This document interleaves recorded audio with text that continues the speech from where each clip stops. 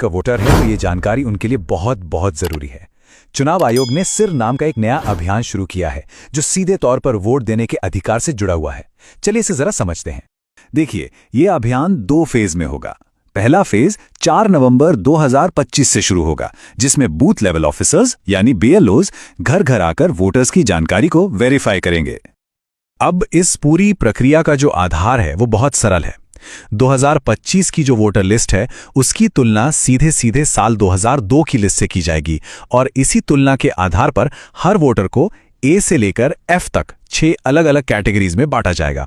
मतलब 2002 की वो लिस्ट ही एक तरह से सब कुछ तय करने वाली है। तो सवाल ये उठता है कि किसी को कौन सी कैटेगरी मिलेगी। इसके लिए ना 2 मुख्य चीजें देखी जाएंगी। पहली, वोटर की उम्र, और दूसरी 2002 की वोटर लिस्ट में उनके परिवार का नाम है या नहीं।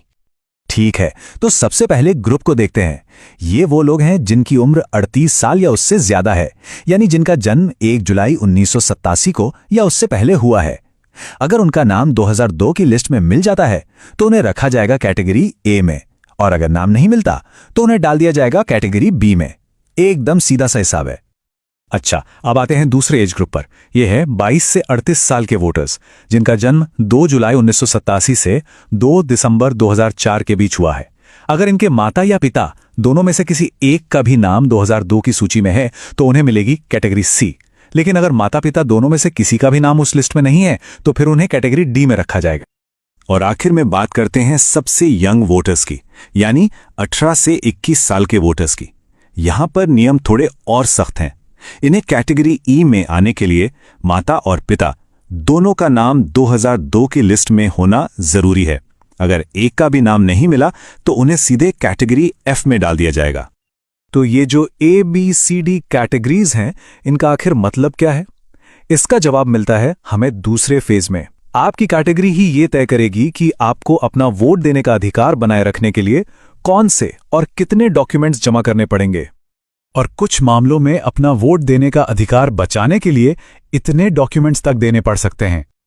चलिए इस टेबल को जरा ध्यान से समझते हैं। अगर कोई कैटेगरी A में है तो बहुत बढ़िया, उन्हें कोई प्रूफ नहीं देना होगा। B, C और E कैटेगरी के लोगों को सिर्फ अपना एक प्रूफ देना होगा। लेकिन कैटेगरी D वालों को अपना और अपने माता या पिता में से किसी एक का यानी कुल 2 प्रूफ देने होंगे। और सबसे ज्यादा कैटेगरी F वालों को अपना और अपने माता पिता दोनों का मतलब कुल 3 प्रूफ पेश करने होंगे। और सबसे जरूरी बात, अगर ये प्रूफ नहीं दिए जा सके तो मतदाता सूची से नाम हटने का पूरा खतरा है। तो अब सबसे बड़ा सवाल, आखिर किया क्या जाए? घबराने की जरूरत बिल्कुल नहीं है। कुछ बहुत आसान कदम हैं जो अभी से उठाए जा सकते हैं ताकि आगे चलकर कोई भी परेशानी ना हो।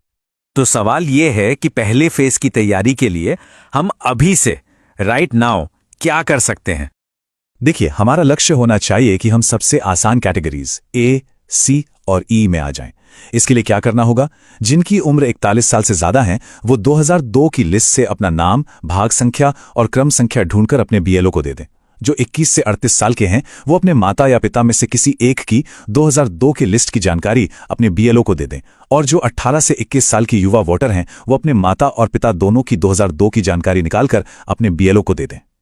एक बात याद रखिए, अभी से ये थोड़ी सी मेहनत करने का फायदा बहुत बड़ा है। जब पहले फेज में BLO वेरिफिकेशन के लिए आएंगे ना, तो उनके लिए आपको A, C या E जैसी आसान कैटेगरी में डालना बहुत सिंपल हो जाएगा और आप भविष्य की बड़ी मुश्किलों से बच जाएंगे। आखिर में ये सारी मेहनत सिर्फ किसी दस्तावेज के लिए नहीं है। जैसा कि इस गाइड में कहा गया है, ये इसलिए है ताकि हमारा वोट देने का अधिकार बरकरार रहे और हम लोकतंत्र को बचा सकें। तो जागरूक रहिए, अपनी जानकारी तैयार रखिए और इस जरूरी संदेश को दूसरों तक भी जरूर पहुंचाइए।